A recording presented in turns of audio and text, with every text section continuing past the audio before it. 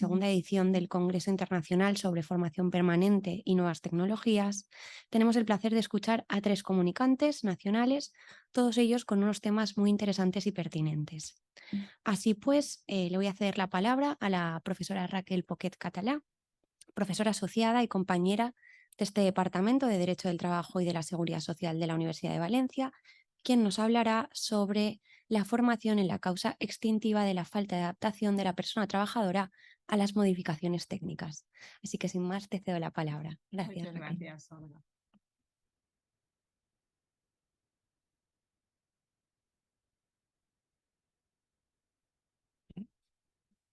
Sí, vale. Buenos días. En primer lugar, quiero agradecer al Comité Organizador y Científico del Congreso por haber aceptado mi comunicación y especialmente a su director, al doctor Óscar Requena.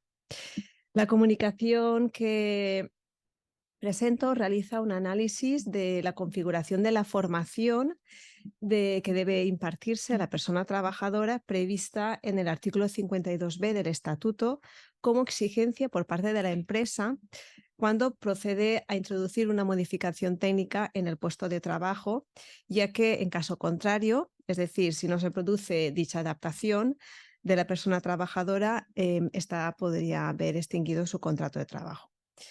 En consonancia con las líneas internacionales orientadas a lo que es la formación continua y permanente como instrumento clave del mercado laboral, el derecho a la formación se convierte así en una garantía de la empleabilidad de las personas trabajadoras.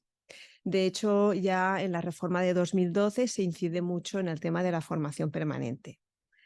Si se analiza brevemente lo que es la causa de despido objetivo de la falta de adaptación de la persona trabajadora a las modificaciones técnicas, esta tiene su fundamento último en el derecho de la empresa a avanzar en todo lo que es el progreso técnico y la innovación tecnológica de su organización y de su sistema productivo, y también en el correlativo deber, por consiguiente, de la persona trabajadora de avanzar en el perfeccionamiento profesional.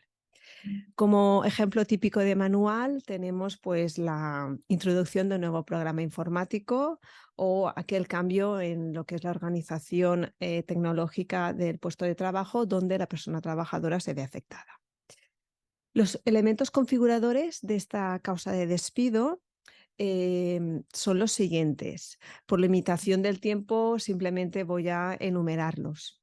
En primer lugar, se exige que la modificación que se produzca sea en el puesto de trabajo y sea técnica.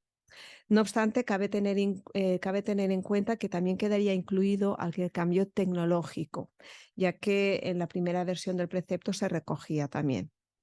En segundo lugar, el segundo requisito es que las modificaciones afecten a su puesto de trabajo.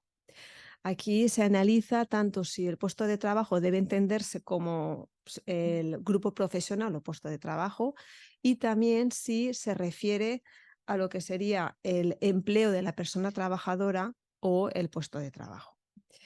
En tercer lugar, se exige que la persona trabajadora no se adapte a las modificaciones introducidas, es decir, se requiere que exista una relación de causalidad entre la inadaptación de la persona trabajadora y la introducción de la modificación técnica.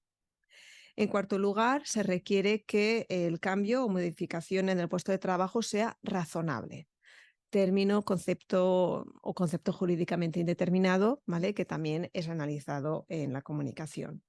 De cualquier forma, al final lo que cabe resaltar es que este cambio pueda ser totalmente superado por la persona trabajadora con la formación que se lleve a cabo. En quinto lugar, se exige también que haya transcurrido un periodo mínimo de 2 meses desde que se produce la modificación técnica. Por tanto, ello significa que la empresa deberá esperar como mínimo ese plazo para poder llevar a cabo el despido. Por último, y no menos importante, el elemento central de la comunicación es la realización del curso de perfeccionamiento profesional por parte de la persona trabajadora. En este sentido, pues, se analiza tanto si el curso es obligatorio por parte de la empresa y por parte de la persona trabajadora, de la necesidad de que el curso sea adecuado y lo que debe entenderse por adecuado, de la consideración de las horas invertidas como tiempo de trabajo efectivo y por consiguiente también del salario que debe abonarse durante la realización del curso, de la asunción del coste por la empresa, obviamente, y de las consecuencias de no superación del curso, en su caso, y de cómo puede llevarse a cabo el curso. Por tanto, en conclusión, ya para finalizar, la formación se convierte en un elemento clave, ya que por un lado la previsión del artículo 52b referente a la formación establece que esta formación debe ser totalmente estructurada, programada, adecuada, suficiente, no siendo suficiente, por tanto, unas meras indicaciones o una simple información sin más. En segundo lugar, cabe señalar también que de la interpretación conjunta de los artículos 52b, 4.2b y 23.1d, todos que están relacionados con la formación, cabe entender que si la empresa optara por despedir a la persona trabajadora una vez terminado el proceso formativo, pero sin que transcurriera un tiempo suficiente para que la persona pudiera llevar a cabo esa adaptación, tal fórmula sería contraria a derecho. Por consiguiente y en definitiva, la formación de las personas trabajadoras constituye un elemento clave en el mercado actual de trabajo, tanto como vía para mantener y garantizar la empleabilidad, como también para poder conseguir una reinserción profesional tras situaciones de reestructuraciones empresariales. Con esto finalizo. Muchas gracias.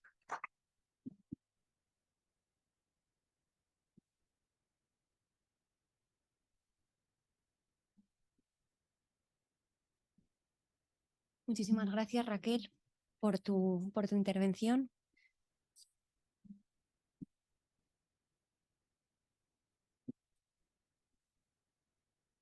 Ahora es el turno de David Crespo Ortiz, doctorando de Derecho del Trabajo y de la Seguridad Social también de la Universidad de Valencia, quien abordará un tema muy interesante como es el de la cotización de las prácticas académicas externas a la luz de los nuevos cambios introducidos por el Real Decreto Ley 2/2023 de 16 de marzo. Muchas gracias, David.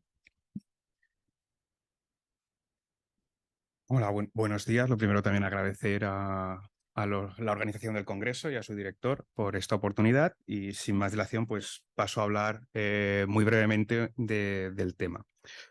Voy a hablar sobre las prácticas, la cotización de las prácticas de los alumnos universitarios y alumnos de formación profesional a la luz de los cambios que se han ido operando durante este año y que han sido objeto de cierta controversia. En concreto nos estamos refiriendo a las prácticas externas universitarias, tanto las prácticas extracurriculares voluntarias como las prácticas curriculares obligatorias, así como al módulo de formación en centros de trabajo de los distintos grados de formación profesional. Quedan fuera lo que viene siendo la formación profesional intensiva del artículo 52 de la Ley Orgánica de la Formación Profesional y también las prácticas no laborales en empresas gestionadas por el SEPE una vez que se obtiene la titulación. Esta cotización no es exactamente nueva. Ya desde 2011, aquellos alumnos que realizaban prácticas remuneradas tenían la obligación de cotizar, si bien desde 2014 esta cotización quedaba bonificada en un 100%, pero seguían siendo obligatorio cumplir con las obligaciones formales a la seguridad social. En 2018, mediante un Real Decreto Ley, se establece que no deberá haber diferencia entre los alumnos de prácticas remuneradas y los alumnos de prácticas no remuneradas, que deberán asimilarse al régimen general de la Seguridad Social como asimilados como trabajadores por cuenta ajena. Sin embargo, esta disposición de 2018 no tiene desarrollo normativo ni se establecen los mecanismos, aunque se establece un plazo de 3 meses, el plazo se incrementa hasta los 4 años, hasta que el pasado 16 de marzo, en un Real Decreto 2/2023, se añade a la Ley General de la Seguridad Social una disposición adicional 52ª, por la cual, son muchas ya, por la cual se da forma a cómo debería ser esta cotización. Muy brevemente, respecto de lo que son las prácticas remuneradas, no hay grandes cambios realmente en la cotización. Se seguirá cotizando de acuerdo al sistema de los contratos formativos, en concreto respecto al contrato formativo en alternancia. Los motivos por los que se cotizan son contingencias profesionales y contingencias comunes.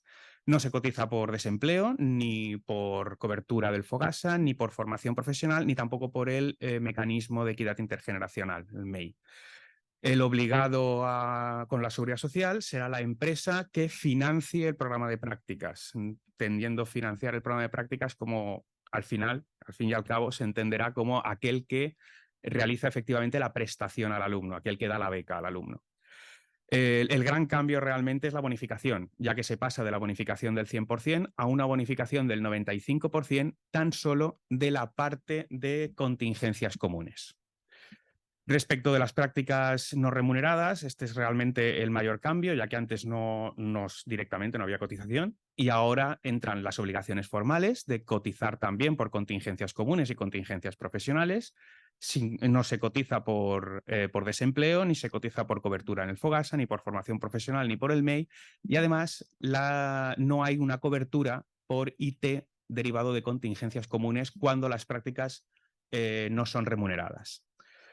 En este caso, para el cálculo de la cotización estaremos a lo que determine la Ley de Presupuestos Generales del Estado, ya que se establecerá cada año una cuota fija empresarial en relación a cada día de prácticas con un máximo mensual. Esta cuota estará diferenciada entre lo que son contingencias comunes, que también estará bonificada en un 95%, se le podrá aplicar la bonificación del 95% y contingencias profesionales. Esta bonificación del 95% es independiente incluso aunque la empresa no esté al corriente de sus obligaciones con la seguridad social. Voy más o menos un poco más rápido. Una de las cuestiones clave dentro de la cotización de las prácticas no remuneradas es precisamente quién es el obligado con la seguridad social. En principio, por defecto, es la empresa, la entidad donde se realicen las prácticas. Sin embargo, cabe la posibilidad, mediante el convenio de prácticas, de hacer que sea el centro formativo de origen el que asuma estas obligaciones. Este Real Decreto Ley 2/2023 establecía además que debía entrar todo esto en vigor el 1 de octubre de este año. A partir de la entrada del decreto se produce una gran oposición por parte de los sectores que son normalmente receptores de alumnado en prácticas, principalmente de los receptores de alumnado en prácticas no remuneradas. Destaca sobre todo lo que es la administración pública, que tiene una gran oposición de parte de Sanidad y Educación de recibir alumnos en prácticas y tienen también que cotizar por ello. Esto es bastante comprensible si tenemos además en cuenta que estos entes son los que más constreñidos se ven presupuestariamente y esto suponía directamente un gasto directo por la cotización, pero también un gasto indirecto derivado de la propia gestión de altas, bajas, comunicaciones con la seguridad social, etcétera. Se plantea estos receptores de alumnos en prácticas se dirigen directamente a los centros formativos planteándoles la siguiente cuestión: o el centro formativo se hace cargo de estas cotizaciones y estas obligaciones o no van a recibir alumnado en prácticas. Por tanto, las universidades y los centros de formación profesional se ven en el brete de o desestabilizo un poco mi equilibrio presupuestario de este año e introduzco toda una serie de reformas y unas obligaciones, o me veo ante la situación en la que no voy a poder ofrecer suficientes prácticas a unos alumnos que además están obligados a cursar esas prácticas para la obtención de su titulación. Pues bien, el 28 de junio de 2023, en otro Real Decreto 5/2023, lo que se hace es postergar la entrada en vigor de esta cotización hasta el 1 de enero de 2024. Por lo tanto, actualmente se ha trasladado un poco el problema y estamos a la expectativa de qué es lo que resuelve la Ley General de Presupuestos del Estado de este año para saber exactamente cómo va a incidir estos costes tanto en las empresas como en las universidades. Muchas gracias.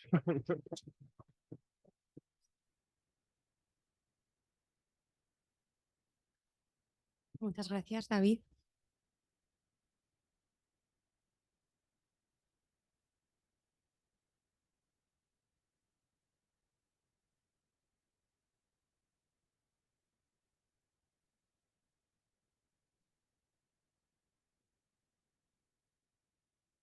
Y por último ya, tenemos también la ocasión de escuchar a la profesora Ana Nieves Escriba Pérez, Profesora contratada doctora en Derecho del Trabajo y de la Seguridad Social y también directora del grado de Derecho en la Universidad Internacional de Valencia.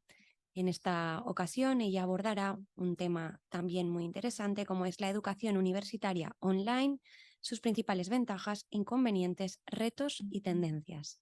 Muchas gracias. Muchas gracias. Lo primero de todo, dar las gracias a la organización del Congreso por contar conmigo hoy, sobre todo a su director, el doctor Requena. Un placer poder compartir este foro con todos ustedes y más si cabe, viniendo del tipo de universidad al que represento, que es la Universidad Internacional de Valencia, una de las universidades online del panorama nacional y dándose además la casuística de que actualmente estoy de estancia de investigación en esta que es mi alma mater, o sea que gracias a todos. Bien, la enseñanza superior online. Si vamos al modelo más antiguo de la enseñanza superior y más hablando de las enseñanzas del derecho, es cierto que a todos nos viene a la cabeza un aula con una clase magistral. Yo vengo de cuando las enseñanzas en derecho a veces nos teníamos que sentar en las ventanas por el gran número de alumnos que éramos. Cuando a priori hablan de la enseñanza online, parece que a los que estamos más acostumbrados a la enseñanza tradicional nos llama la atención. De hecho, a mí en su momento fue a la primera a la que dije, bueno, derecho online, esto hay que ver cómo funciona. La primera universidad online mundial nace de hecho en España en el año 95 y a priori era un modelo que tenía mucho que demostrar.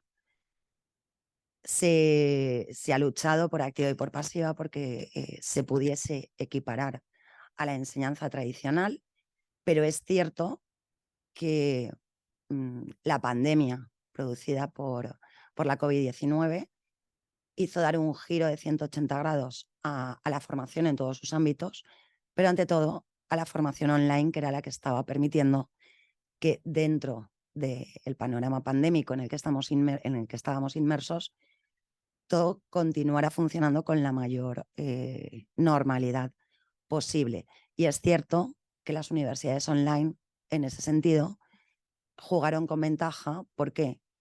Porque era el entorno en el que estaban acostumbradas a trabajar, tenían las herramientas, los profesores y los alumnos estaban acostumbrados al uso de estas herramientas, existían ya y se ponían en práctica todo el tema de control biométrico, seguro, de los exámenes, que de verdad cuando empiezas a trabajar en todo este tema parece un poco que estemos hablando del futuro, pero hoy en día todo es posible y tiene muchas ventajas y también inconvenientes. Las ventajas yo creo que todos las sabemos. Crea la posibilidad de acceso a la formación a cualquier persona en cualquier lugar del mundo con la única necesidad de una conexión a Internet. Pero claro, tiene que tener esa conexión a Internet. Ahí es donde juega un papel muy importante la brecha digital en la que inevitablemente estamos inmersos. Primero, no a todos los lugares del mundo llega ni siquiera la luz, con lo cual contar con una conexión a Internet fiable es complicado. ¿De qué va a depender esto? De los gobiernos, por supuesto. En los países más subdesarrollados esto todavía es un hándicap importante, y si bien es cierto que es un tipo de formación que permitiría que muchísimas personas pudiesen acceder ya no solo a la enseñanza universitaria, sino también a las enseñanzas anteriores que dan paso a esta, se tiene que trabajar todavía muchísimo para romper esa brecha digital, que además de por ahí viene generada también por la brecha generacional. Pues la gente nacida hace 15 años son nativos digitales. nosotros pues aún tenemos que adaptarnos, comprenderlo, y hay generaciones a las que, como decía antes, todavía les suena a ciencia ficción, no tienen todavía esa confianza necesaria en la educación online. ¿Qué nos permite también? Nos permite contar con profesionales en cualquier lugar del planeta. Eso hace que podamos tener, dando clase en una universidad valenciana, a un diplomático de la ONU que trabaja en la sede de Nueva York, a una profesora que trabaja en una organización internacional en Helsinki, perdón, y así un etcétera larguísimo. Permite formar a diplomáticos que tienen su despacho en lugares remotos de la Tierra. Como beneficios también, la autosuficiencia de los alumnos, el poder de autocontrol y de gestión del tiempo, el poder conciliar, ya que estamos en el Departamento de Derecho del Trabajo, poder conciliar los estudios con la vida familiar y laboral, porque es un sistema que te permite acceder a la formación superior desde tu propia casa. Hay ventajas innumerables. Hay inconvenientes, por supuesto, con lo primero con lo que tenemos que lidiar, y para eso necesitamos, desde luego, el apoyo de los poderes públicos, es con las limitaciones al acceso a las nuevas tecnologías. Hablaba de la conexión a la luz, la conexión a Internet, el acceso a los dispositivos digitales, que desde luego para un estudiante, y ojo, no únicamente para un estudiante de los que cursa estudios en nuestra universidad, para cualquiera, debería ser algo que va implícito directamente con la matrícula. Estamos en la sociedad de la información. Yo aún recuerdo cuando tenía que ir a la biblioteca a consultar tomos y tomos y tomos de jurisprudencia. Hoy en día es todo mucho más sencillo, y nuestra obligación es poner la señal de alarma para que todo el mundo pueda tener acceso efectivo a este tipo de tecnología y, por tanto, que puedan cursar sus estudios, bien sea en una universidad online como en una universidad totalmente presencial. Y con esto, darles las gracias.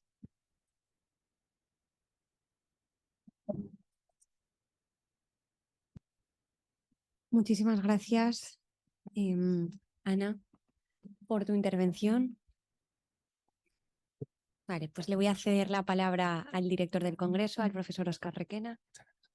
Bien, bueno, aprovechando que tenemos unos pocos minutos hasta que empiece la siguiente mesa, ya que ayer, cuando terminamos con las comunicaciones internacionales, era muy tarde, estábamos todos cansados y no quería tomar la palabra, sí que me gustaría, de alguna manera, agradecer a todas las personas que han presentado comunicación a este congreso, tanto a las personas que han sido seleccionadas como también las que, por un motivo o por otro, se han tenido que quedar fuera.